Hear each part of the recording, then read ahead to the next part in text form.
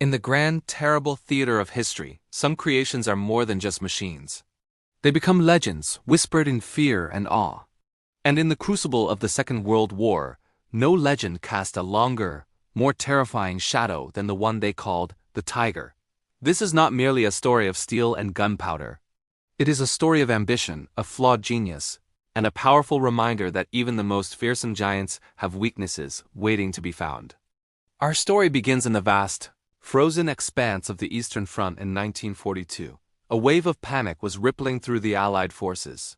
A chilling fear born of a new sound on the battlefield, the deep guttural roar of a predator unlike any they had ever faced. Out of the mists of war emerged a behemoth, a rolling fortress whose flat, imposing shape seemed to mock the very shells fired at it. This was the Panzerkampfwagen V, the Tiger. Its arrival was a brutal shock, a game-changing move on the bloody chessboard of war. For the soldiers who faced it, it felt less like a machine and more like an elemental force of destruction, an invincible monster of German engineering. But this monster was not born of confidence. It was born of desperation. A year earlier, the German war machine had been stunned by the effectiveness of the Soviet T-34 and KV-1 tanks. These were formidable opponents, and for the first time, German armor superiority was seriously challenged. In response, a directive came from the very top: build something better. Something that could dominate the battlefield from a distance. Something that would restore the myth of German invincibility. A design competition ensued, and the version submitted by the Henschel Company was chosen. In August of 1942, the production lines roared to life, and the legend of the Tiger began to take physical form. To understand the fear it inspired, you must first understand the beast itself. It was a titan, weighing a colossal 54 tons. Its hide was a shield of steel, 100 millimeters thick at the front and 80 millimeters on the sides. Most Allied anti-tank guns of the era simply couldn't pierce it. Shells would ricochet off its angled plates with a helpless metallic shriek. But the Tiger was not just a shield, it was a spear. Its main armament was the legendary 88mm KWK-36 gun, a weapon adapted from the feared Flak 38 anti-aircraft cannon. This gun was a masterpiece of deadly precision. It could kill enemy tanks from ranges of 2,000 meters or more, a distance at which the Tiger was completely immune to return fire. Its crews became the apex predators of the armored world, achieving staggering kill ratios, sometimes destroying 10 or more enemy tanks for every Tiger lost. Yet, like many great legends, its debut was far from glorious. The first Tigers were deployed near Leningrad in a disastrous mission. Unprepared for the swampy terrain, the mechanical titans got stuck in the mud, becoming easy targets. Several were abandoned, and one was captured intact, giving the Soviets their first chance to study their new enemy. It was a humbling start, a lesson that raw power is useless without the right strategy, but the lesson was learned. The German commanders realized the Tiger was not a brawler meant for chaotic charges. It was an ambush predator. It excelled in defensive positions, hiding in tree lines or behind hills, using its superior optics and long-range cannon to pick off enemies one by one. It became a sniper, a king on its own deadly chessboard. This new effectiveness gave birth to a psychological weapon far more potent than any shell: Tiger phobia.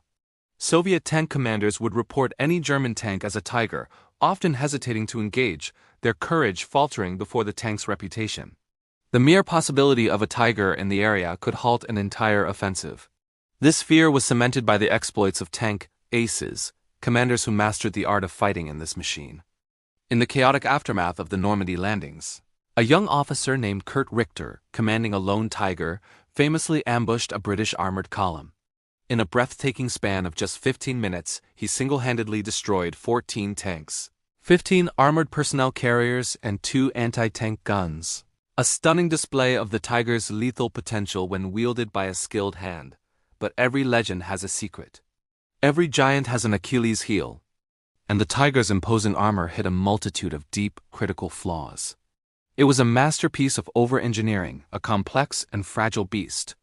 Its transmission was a watchmaker's nightmare, prone to breaking down under the immense strain. Its intricate, overlapping road wheels, designed to distribute its massive weight, were a curse in the mud and ice of the Eastern Front, where frozen mud could jam them solid overnight.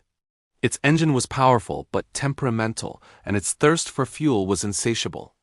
A tiger consumed fuel at a rate that would cripple any modern army's logistics, making long-range strategic movements nearly impossible. It often had to be transported by rail, making it vulnerable and predictable. Most critically, it was incredibly difficult and expensive to produce. While the Allies were churning out tens of thousands of Shermans and T-34s, Germany managed to build only 1,347 Tigers in its entire production run. It was a rapier in a war that was increasingly being won by the sledgehammer of mass production. The Allies, though initially terrified, began to learn. They adapted. They understood they couldn't fight the Tiger on its own terms. One-on-one, it was suicide. So they changed the rules of the game. They used their numerical superiority, sending teams of 4 or 5 tanks to swarm a single Tiger. While the Tiger's gun could only point in one direction, the other tanks would race to flank it, firing at its thinner side and rear armor. They used artillery and air power to track and destroy the giants before they could even reach the battlefield.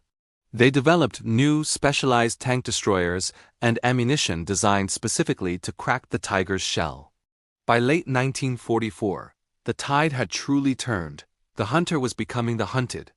New, powerful Allied tanks began to appear: the Soviet IS-2 with its massive 122mm gun, the American M-26 Pershing, and the British Sherman Firefly, which mounted a cannon capable of penetrating the Tiger's frontal armor.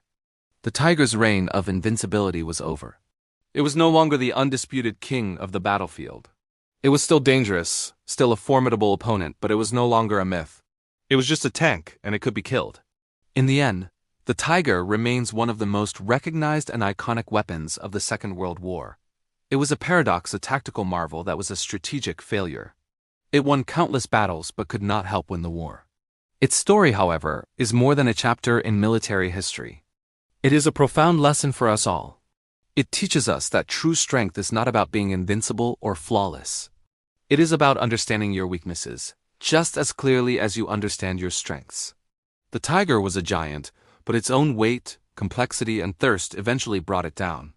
It reminds us that the most formidable obstacles, the most intimidating giants we face in our own lives, are never as unbeatable as they first appear. They all have flaws, they all have limitations. The story of the Tiger teaches us that courage is not the absence of fear, but the will to analyze, to adapt, and to press on. It shows us that the greatest challenges can be overcome not by matching their power, but by exploiting their weaknesses with ingenuity, persistence, and teamwork. So, when you face your own Tiger, when a challenge seems too big, too strong, too terrifying to overcome, remember its story. Look beyond the intimidating armor. Find the flaws, change the battlefield, and know that no shadow is so long that it cannot be overcome by the light of a new dawn.